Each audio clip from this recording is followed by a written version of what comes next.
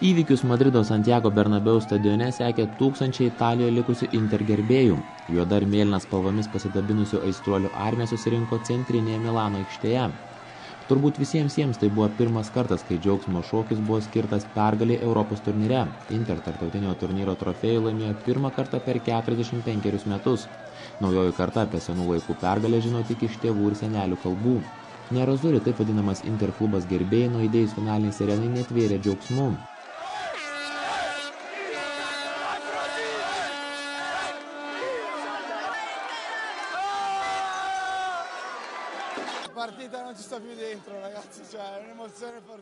Aš toks laimingas, čia tiek daug emocijų. Atvykome čia iš Ligūrijos, daugiau nei 2 valandos kelio. Tačiau tie vaikinai juk tiek daug padarė. Myliu juos, mes fantastiški. Kokios emocijos. Dar niekada nebuvo užvaldę tokie jausmai. Trokštu tai vėl patirti kitą metą. Audringai šventė bene pusę Madrido stadiono tribūnų užpildžiusi Inter aistruolių minia. Italai ramiai jautėsi beveik visą rungtynių laiką. Dar prieš dvikovą buvo kalbama, kad jei Inter įmuš pirmi, Jose Mourinho auklėtiniai automatiškai taps favoritais. Tokios kalbos pasitvirtino. 35 minutę argentinietis Diego Milito pelnė pirmąjį įvartį ir Inter aklinai uždarė visus kelius į savo aikštės pusę. Maža to, Milano ekipa nuolat pavojingai kontratakavo. Bayern futbolininkai rankas nuleido 70 minutę, kai tas pats fantastiškai žaidžiantis patyręs veteranas antrą kartą nukreipė kamuolį į varžovo vartų tinklą. Tik didžiausi optimistai galėjo tikėtis, kad bavarai dar gali kažką padaryti. Tikėjimo nebebuvo matyti ir vokiečių ekipos žaidėjų veiduose. Įžūlus ir savimi pasitikintis Jose Mourinho įrodė, kad vaizdingos jo kalbos nebuvo iš piršto laužtos. Po Inter kojomis per sezoną buvo paguldytos visos geriausios Italijos ir Europos komandos. Panašu, kad Mourinho po sezono gali persikelti Madrido Real klubą. Prisipirkusių žvaigždžių Ispanijos sostinės ekipa dabar laukia stebukladario, kuris suvaldytų įnoringas asmenybės.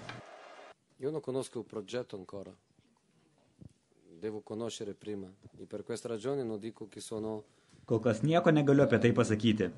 Šiuo metu nesu Madrido Real treneris, aš Inter treneris. Ir dabar labai didžiuojuosi šią komandą. Jei tapčiau Real treneriu, tai todėl, kad šis klubas taip pat turi įspūdingą komandą. Žinau, kad Real yra klubas, kuris gali laimėti, tačiau pergalės atneša ne parduoti marškinėliai ir ne atlyginimai. Svarbiausia nusiteikimas ir supratimas. Reikia, kad funkcionuotų toks reiškinys kaip komanda, būtina žaisti kartu. Šiuo atžvilgiu Inter galiu pavadinti fantastišką šeimą, kuri dirbo kartu, kad sukurtų šį sapną.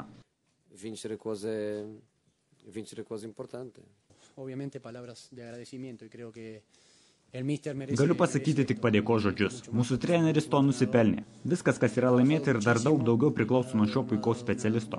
Jis dirbo labai sunkiai, kad sukurtų mūsų komandos identitetą. Tai nėra lengva, nes praėjusiais metais buvo daug pasikeitimų. Esu dėkingas už tai, ką man davė šie metai.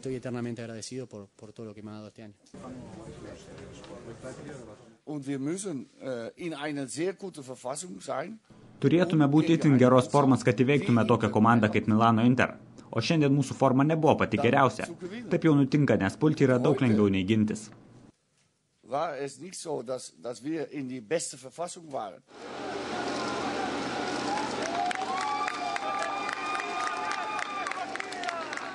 Triumfuojanti Inter komanda ir ją lydinti gausi delegacija į Milaną parskrido sekmadienį paryčiui.